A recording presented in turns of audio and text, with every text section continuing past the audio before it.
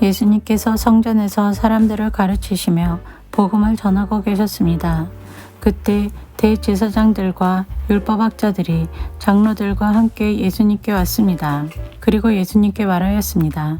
당신이 무슨 권한으로 이런 일을 하는지 우리에게 말해 주시오. 누가 이런 권한을 당신에게 주었소? 예수님께서 그들에게 대답하셨습니다. 나도 한 가지 물어보겠다. 내게 말하여라. 요한의 세례가 하늘로부터 왔느냐? 아니면 사람에게서 왔느냐? 그들이 서로 의논하여 말했습니다. 만일 우리가 하늘로부터 왔다고 말하면 왜 그를 믿지 않았느냐고 할 것이다.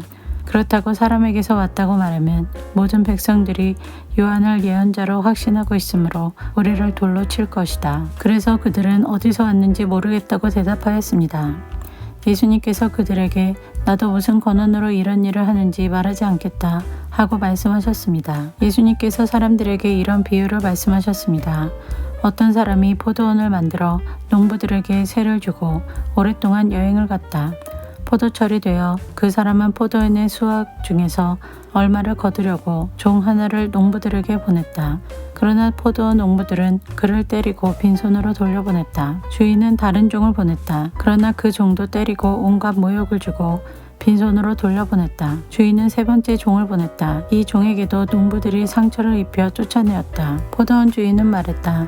어떻게 할까? 내 사랑하는 아들을 보내야겠다. 아마도 내 아들은 존경할 것이다. 포도원 농부들이 그를 보고 서로 의논했다. 이 사람은 상속자다. 이 사람을 죽여 유산을 우리가 가로채자. 그들은 아들을 포도원 밖으로 끌어내어 죽였다. 그러면 포도원 주인이 농부들을 어떻게 하겠느냐? 그가 돌아와 포도원 농부들을 죽이고 포도원은 다른 사람들에게 넘길 것이다. 사람들이 이 말씀을 듣고 말했습니다. 그런 일이 제발 일어나지 않았으면 좋겠습니다. 예수님께서 그들을 바라보시며 말씀하셨습니다. 그러면 건축자들의 버린 돌이 집 모퉁이의 머릿돌이 되었다고 기록된 것은 무슨 뜻이냐? 누구든지 그 돌 위에 떨어지는 사람은 부서질 것이요. 이 돌이 누구 위에 떨어지든지 그를 가루로 만들 것이다.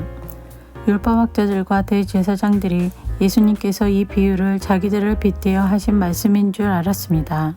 그래서 즉시 예수님을 잡기를 바랐으나 사람들을 두려워하였습니다. 율법학자와 대제사장들은 예수님을 지켜보았습니다. 그리고 의로운 사람들인 척 가장한 정탐꾼을 보내서 예수님께서 하시는 말씀 가운데 트집을 잡으려고 하였습니다.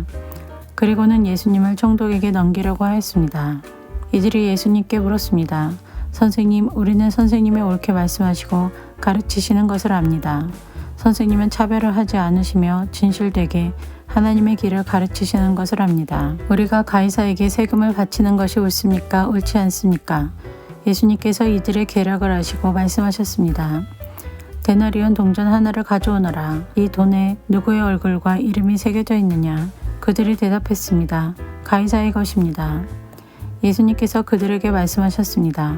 가이사의 것은 가이사에게, 하나님의 것은 하나님께 바쳐라. 그들은 사람들 앞에서 예수님의 말씀을 트집 잡을 수 없었습니다. 오히려 예수님의 대답에 놀라서 말문이 막히고 말았습니다. 부활이 없다고 하는 사두개파 사람들 가운데 몇몇이 예수님께 왔습니다. 그리고 예수님께 물었습니다. 선생님, 모세는 형이 자식 없이 아내를 두고 죽으면 동생이 형수와 결혼하고 형을 위해서 자식을 낳아야 한다고 했습니다. 그런데 7 형제가 있었습니다. 첫째가 아내를 얻었으나 자식이 없이 죽었습니다. 그리고 둘째도 자식 없이 죽었습니다. 셋째도 마찬가지였습니다.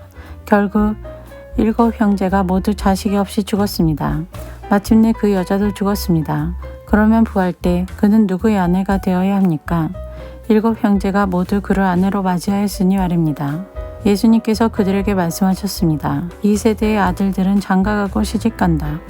그러나 죽었다가 다시 부활하여 하늘나라에서 살 자격이 인정된 사람들은 장가도 가지 않고 시집도 가지 않는다. 그들은 천사들과 같아서 다시 죽을 수도 없다.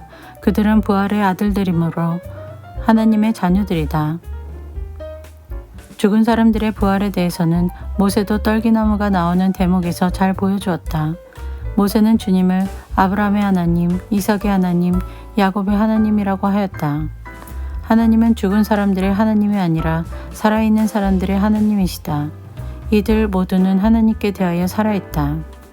율법학자 몇 사람이 대답하였습니다. 선생님, 옳은 말씀을 하셨습니다.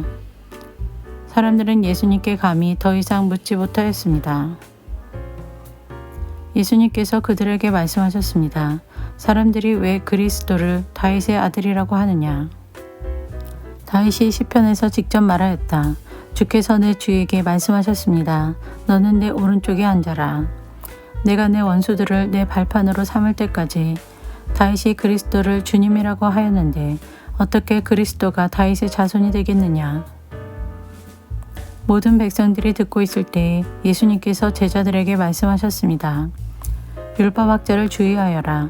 이들은 긴 옷을 입고 다니는 것을 좋아하며 시장에서 인사받는 것과 회당과 잔치에서 윗자리를 좋아한다. 이들은 과부의 집을 삼키며 남에게 보이려고 길게 기도한다. 이들은 더 큰 심판을 받을 것이다.